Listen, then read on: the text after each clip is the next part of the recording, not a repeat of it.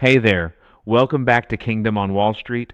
I'm your host, Starkey Robertson, and this is where we talk about faith, business, stewardship, and what it really looks like to build what God has placed in your hands. If you're a Christian entrepreneur, business owner, or you're simply trying to become more disciplined and intentional with your kingdom assignment, you're in the right place.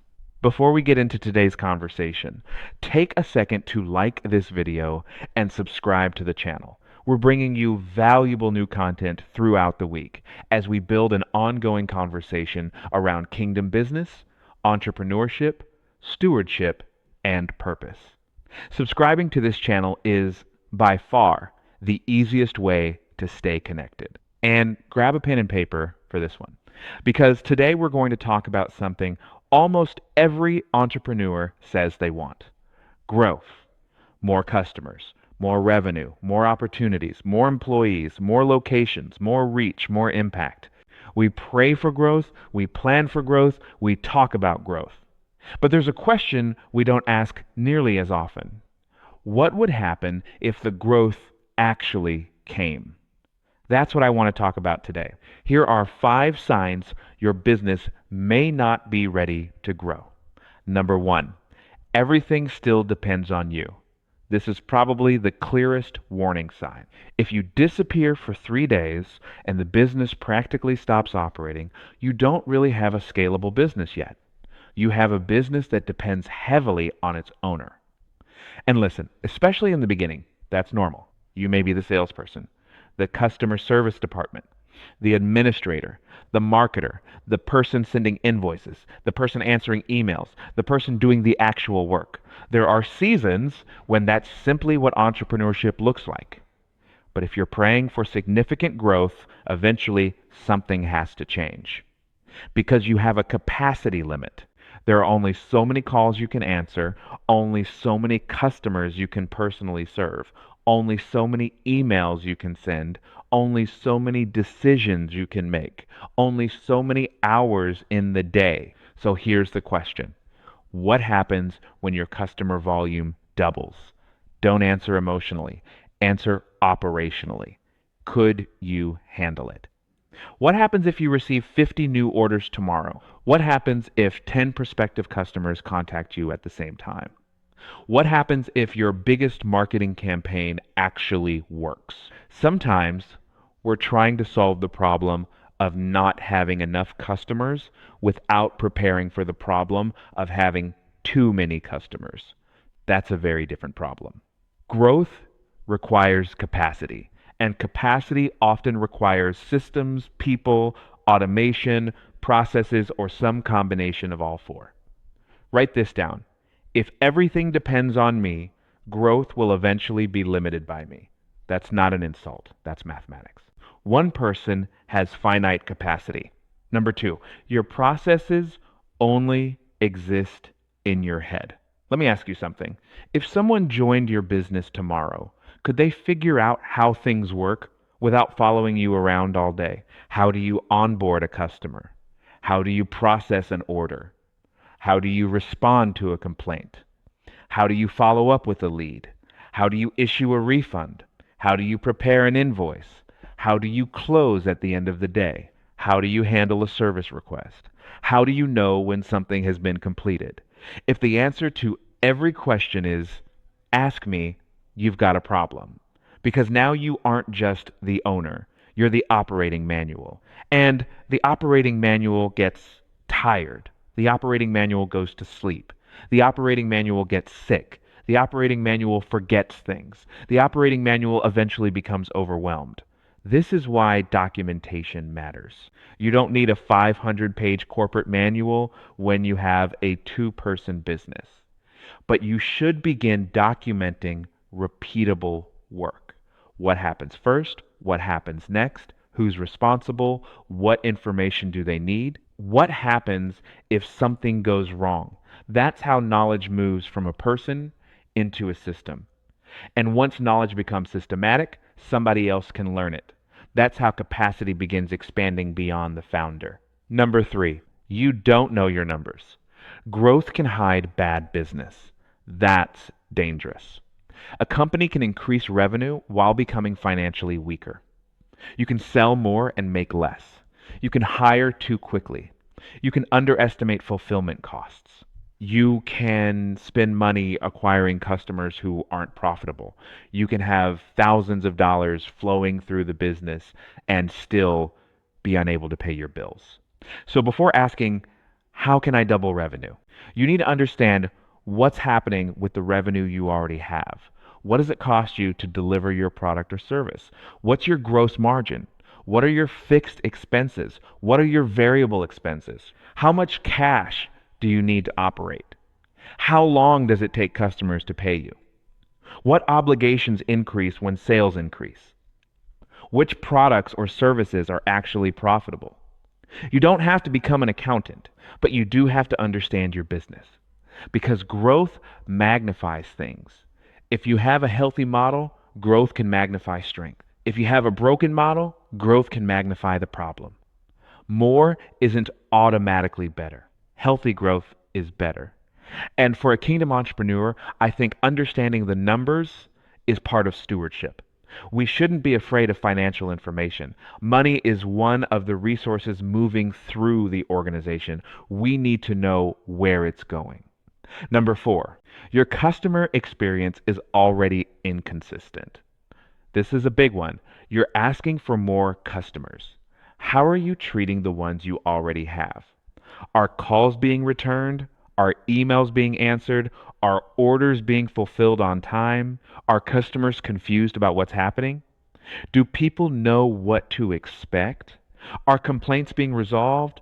Are you making promises and then struggling to keep them? If you're already overwhelmed serving 20 customers, adding another 50 doesn't solve the problem, it multiplies it.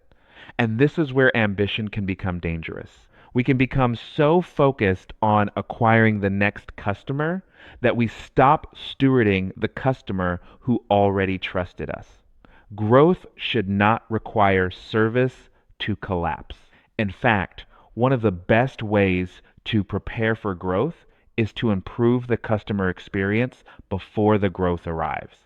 Ask yourself, where do customers get confused? Where are the delays? What questions are we answering repeatedly? What mistakes keep happening? Where does communication break down? What could be automated? What needs a human touch? What needs a clearer process? Fix those things while the volume is manageable. Because weaknesses that are annoying at 10 customers can become disasters at 1,000. Number five, you want the opportunity more than the responsibility. This one goes deeper than operations. Sometimes we want what growth represents: recognition, revenue, influence, a larger company, more employees, a bigger office, more customers, maybe national exposure. But growth carries weight. More employees means more people depending on leadership. More customers means more promises to keep. More revenue means more resources to steward. More locations mean more operations to manage. More visibility means more scrutiny. More influence means your decisions affect more people. That's responsibility. And this is something I think we need to talk about more in kingdom business. We often pray, God, enlarge my territory. But enlarged territory has to be stewarded. If God gives you access to more people, what will you do with that access? If He increases the resources moving through your hands, how will you manage them? If He gives you employees, how will you lead them? If He gives you influence, how will you carry yourself? If He gives you a platform, what will you say? If He gives you opportunity, are you prepared to do the work attached to it? Because sometimes the blessing we're asking for arrives disguised as responsibility. And if we're only interested in the reward, we may resent the responsibility that comes with it.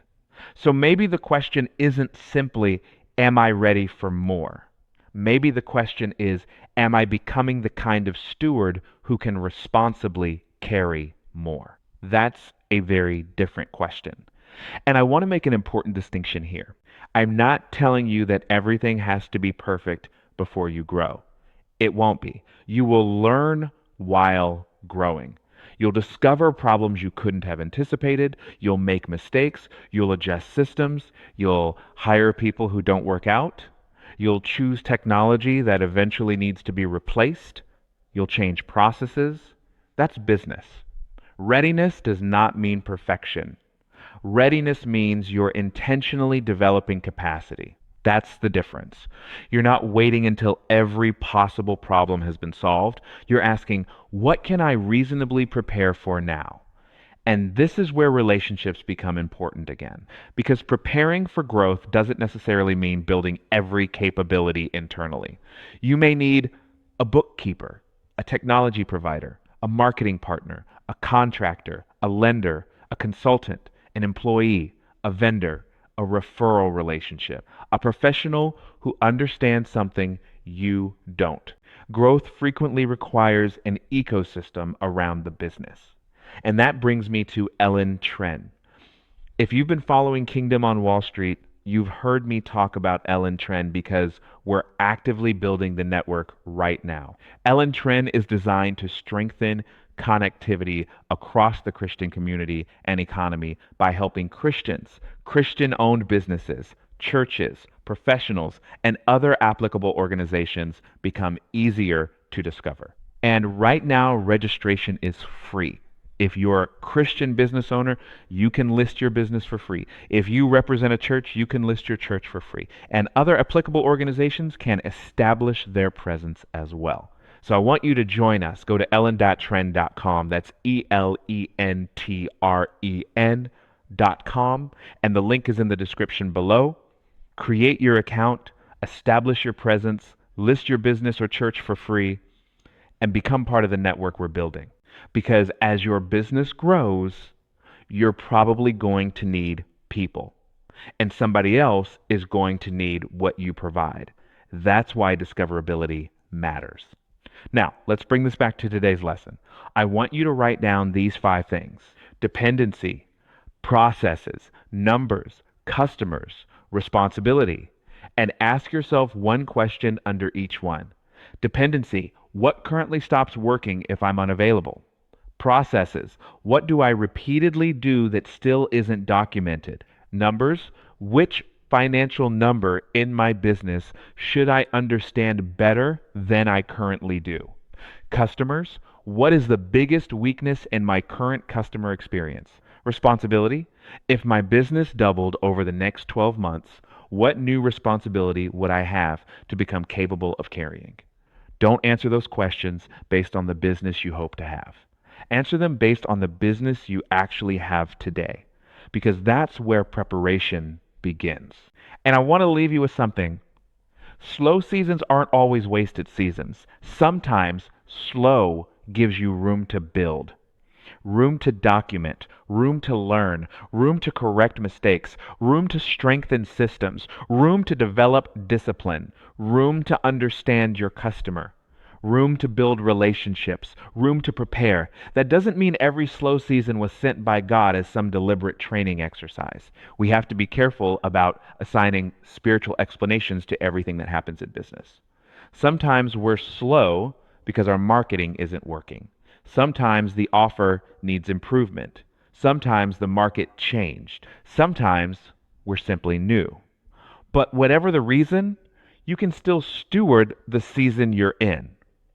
If 10 customers are currently in your hands, learn to serve 10 exceptionally well. If your revenue is small, learn to understand the money that's already moving. If your team consists of you and one other person, start building good processes now. Don't wait until chaos forces discipline upon you. Build capacity before capacity becomes an emergency. And when growth comes, give God the glory for whatever He chooses to do through what has been placed in your hands. Our responsibility is stewardship. The outcome belongs to Him. So tell me what you think. Which of these 5 areas would become the biggest problem if your business suddenly doubled? What system or process do you know you need to build before your next stage of growth? And here's the big one. If God gave you the opportunity you've been praying for tomorrow, are you prepared to carry the responsibility attached to it? Put your answers down in the comment section. I think that last question deserves some thought because sometimes we're asking, when will my opportunity come? When another useful question might be, what can I do today to become a better steward when it does?